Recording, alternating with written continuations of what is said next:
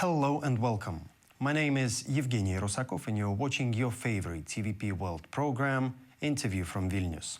While international attention often focuses on the release of individual political prisoners, the broader human rights situation in Belarus remains deeply concerning. Political persecution continues, pressure on civil society shows no signs of easing, and even minors are becoming targets of repression. What does this tell us about the current situation in Belarus, and is there any hope for change? To discuss this, we are joined by Viktoryia Rudziankova, human rights defender at the Viasna Human Rights Center. Viktoryia, thank you for joining us today and glad to see you in our studio. Glad to see you. Thank you for the invitation. Firstly, what is the current situation with political prisoners in Belarus?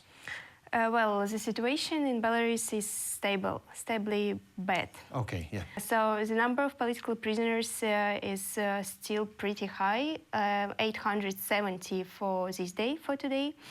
And that's of what we know, right? That's what we know, yeah, exactly. We know only the tip of the iceberg because the government, the de facto government, trying their best to hide all the facts of repressions, all the human rights violations, and now we have what is so-called chilling effect in the society.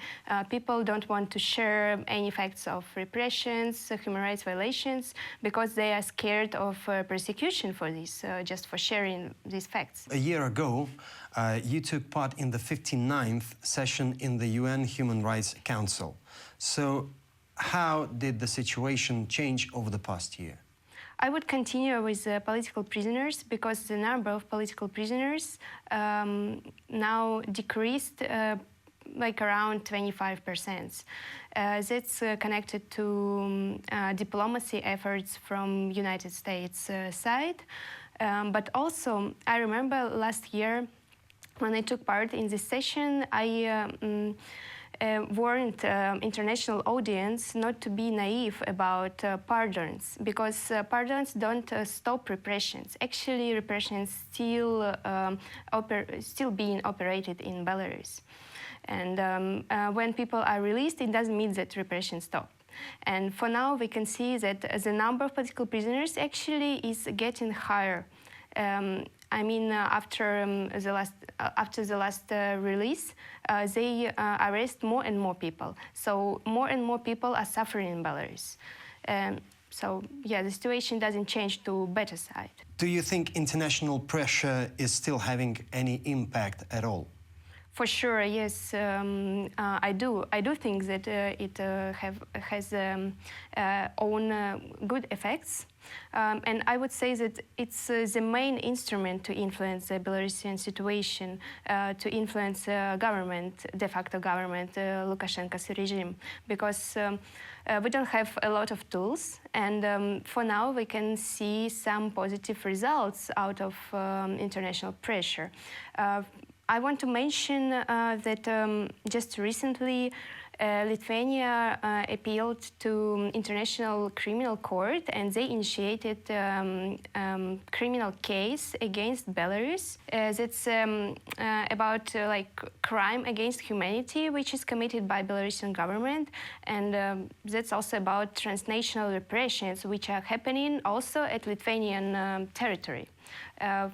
Transnational repression is also a separate topic, and it's, I would say, another direction of repressions, and even like me is the target of these transnational repressions, and that's why, for me personally, it's a good result out of international pressure. Do you think that this will have any impact? I hope so. Yeah, actually, it's, I would say, precedent regarding Belarus. It's first criminal case on international level where people who are committing crimes could be accountable for those crimes. Now there is a hope, much more hope than even a year ago.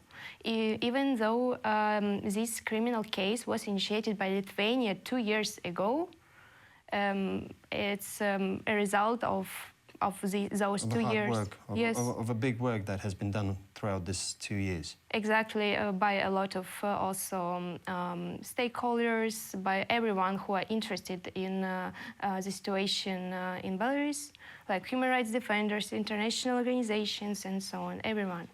Okay, since you've mentioned human rights defenders, I have another question for you.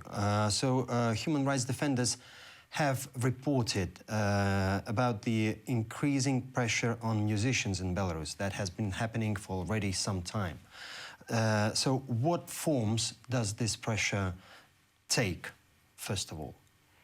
I would say that this issue is a little bit broader issue. That's about musicians, it's about the whole culture in Belarus. Everyone who are influencers could Okay. be persecuted, including musicians. And answering to your question, what are the forms of this pressure? First of all, it's criminal persecution. Musicians are in prisons. Imprisoned? Yeah. Just for their songs? Yeah, yeah, and listeners also could be in prison. Okay. If you like, you share, you support musicians. What if I visit their concert, for instance? Well, they don't have... Abroad, yeah. Okay, abroad. Yes, it could be Even persecuted in if Belarus. I visit their concerts abroad, I still may have problems with Belarusian For sure, authorities, right? yeah. If there are any proofs like pictures, video, where you can be identified, so yes, that's a criminal liability in Belarus. Okay, what does this, the whole story, what does this tell us about the current priorities of the regime? I would say that they focus on censorship and to make people self-censorship. Self-censor themselves. Like what's it looks like in back in the USSR, isn't it? Yeah, it is like in USSR exactly, but also with some Belarusian government signatures, flavors, yes. Some Lukashenko flavor, I'd say. Exactly, yes. Okay, okay. Again, you've mentioned. Is there anything else that could happen to both to musicians, artists in general, and their followers? What are other consequences? So, Belarusian repressions have different forms, and all these forms are applicable to musicians and to listeners. So, criminal liability, criminal persecution usually includes violation of all human rights. And so that's why people could be tortured. They could be intimidated. They could be pressured psychologically and physically. Plus their relatives as well. Plus their relatives as well, and yeah, and maybe even close friends, anyone. Just that's also part of psychological pressure. So despite the bigger picture that we see usually on the TV screens when we see a bunch of political prisoners being released, and those repressions is the real thing that is still happening in Belarus. Am I getting you right? Yeah, you know, for the last year, there was 1,000 criminal cases opened. Like 1,000 criminal cases on political grounds were opened just for 1 year. I think this fact says a lot about what's happening right now. Also, I would mention that every month we recognize political prisoners, like people as political prisoners, like 30 or 40 people a month. It means like 1 or 2 people a day, per day.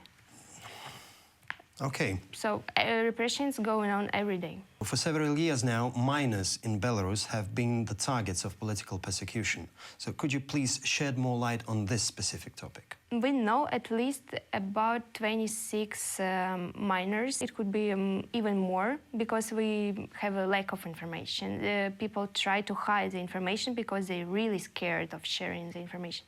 Yeah, but for now, there are like 5 minors in prison because the majority of them were released or they served their sentences. I don't think that they should be in prison at all. We are talking about political prisoners here, and those people under 18 years old, they are already political prisoners, right? Yeah, in Belarus. yeah. just especially for expressing their opinions. I mean, minors Sharing in some general. info on the internet, putting, I don't know, hearts, likes, whatever, in some social networks and all that stuff, right? Yeah, also like comments on social media about Lukashenko, about the police. That's treated like a crime, and they serve their sentences. Also, they can criticize, for example, government symbols like flag or herb, and that's also like separate crime. It could be also a bunch of crimes. It could be several crimes. In your opinion, what impact could this have on society in the long term?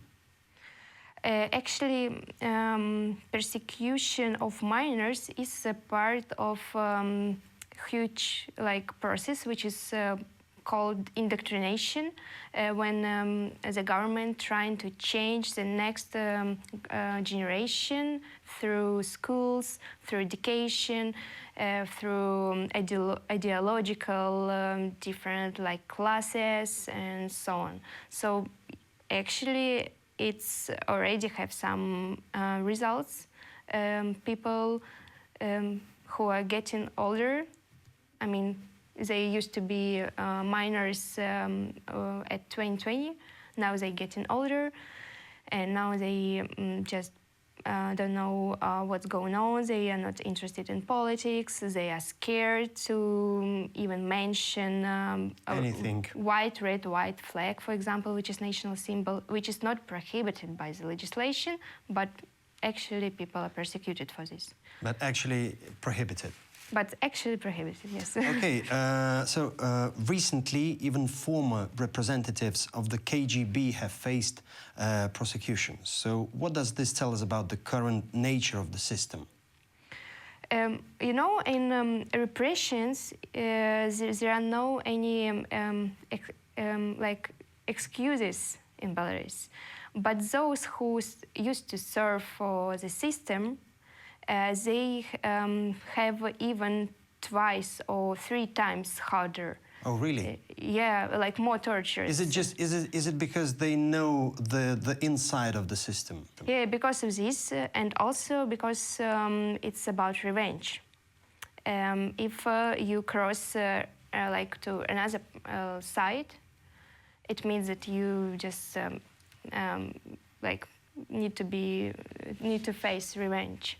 Okay. That's how it's logics. Okay, how about those human rights organizations? Are they prepared to defend people who once served the system? Yes, of course, because human rights are rights for everyone.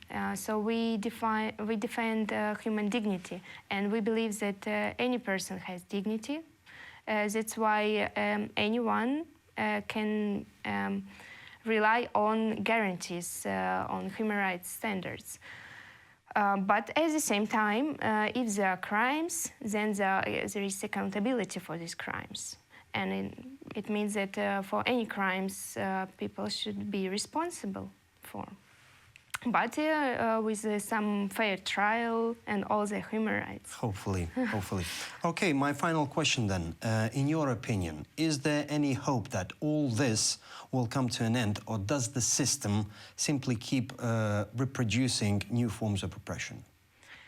For sure there is a hope, and I do believe that it will have an end one day. One day.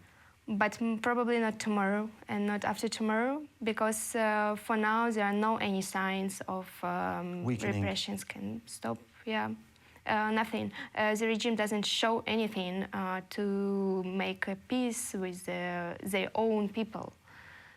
So I don't think that it's gonna be very soon, but I do know that it's gonna be one day. When exactly? When exactly? We want to know when exactly. Okay, Viktoryia, thank you for joining us today. Keep up the good work, and I'll really hope to see you once again in our studio with some new interesting topic. Thank you for the attention to Belarusian topic, and make more pressure on the government. And I would like to remind our viewers that our guest for today was Viktoryia Rudziankova, human rights defender at the Viasna Human Rights Center. You're watching TVP World. Stay with us.